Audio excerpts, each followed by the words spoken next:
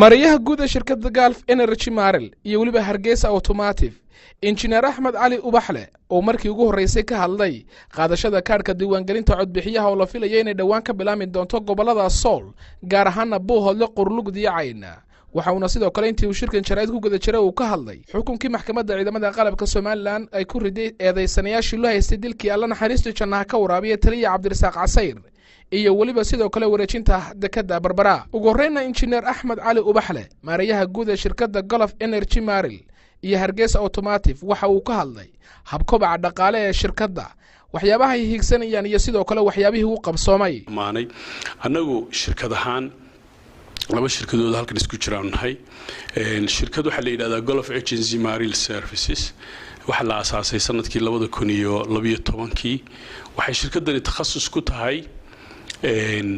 shippingka ama maraakiibta soo xiristeeda dejinteeda raristooda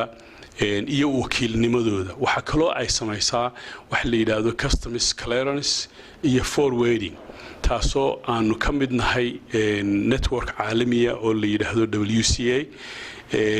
network caalamiga ahi wuxuu noo saamaxay inaan u helo insurance in aanu sharaa'iga aanan is aqoonin alaabooyinkooda ama qalabkooda meel ka qaadno meel kala geeyno lacagteeduna ay ama wixii kharashyadaanu leenahayna ay central line ama meel dhexe oo ammaana ay soo maraan wax nagaga lumaana aanay jirin annagoo alxamdulilaahi rabbil caalamiin Soomaaliland oo la aqoonsanayno LC maanta aan laga furan karin dunida caalamka anagoo joogna geesta kalena waxa uu si siyaasadeysan uga hadlay qaadashada kaarka diiwaangelinta codbixiyaha fadqaladii ka taagnay deegaanada Buuhoodle iyo isagoona sidoo kale fariin dowladda Puntland maalgelinta dekada Barbara xukunkii eedeysanayaashii dilkii taliya Casayr iyo sidoo kale waxyaabo badan oo ku aaneeyay inay dalka horumarkeeda dib u hayaan waana kan isagoo amurahaasi ka hadlaya horta shirka aad iyo aad baan u hambalyeynaya doorka dawladdu ka qaadatay iyo doorka dadka deegaanku ay ka qaateen ilaahayna waxaan ka rajaynayaa anigu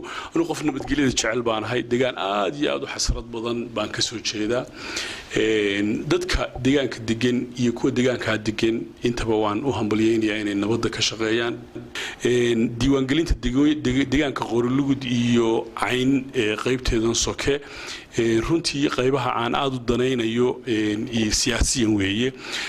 deegaan ahaanna gobolka dhan waan danaynayaa reer Soolna aad iyo aad bay diyaar u yihiin waxaan rajaynayaa in dhamaantood ay soo diiwaangelin doonaan hadii ilaahay si waliba nabadgeliya waxaan leeyahay nabadgeliyadu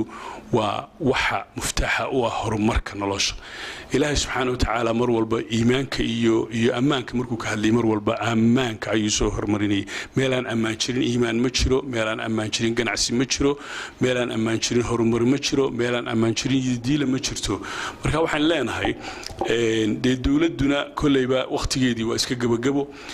doorashaduna inay waqtigeedii ku dhacdo anigu aad iyo aad baan uga soo horjeedaa doorashada xildhibaanadu inay waqtigeedii ka dib dhacdo hadiiba la yiri madaxweynuhu way dhacaysaa